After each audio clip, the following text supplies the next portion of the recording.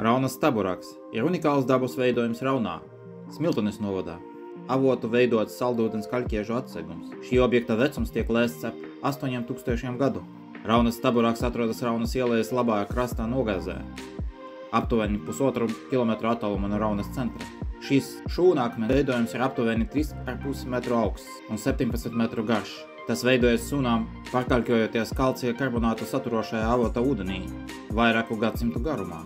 Šis ir vienīgais šāda veida dabas objekts Latvijā pēc Daugavas staburāga apludināšanas. Vieglās pieejamības un apmeklētāju nevērības dēļ Raunas staburāks ir viens no apdraudētākajiem Latvijas dabas objektiem. Avots, kas plūst pāri staburāgam, turpina to audzēt arī mūsdienās. Kraujā ir līdz 1,1 metra augsta un līdz 1,3 metru dziļa niša.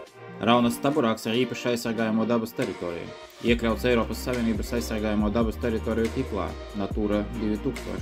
Raunas staburāgā bija iespējams ieraudzīt alpu kreimuli, tomēr pēdējo 15 gadu laikā minētā suga nav konstatēta šajā apkārtnē.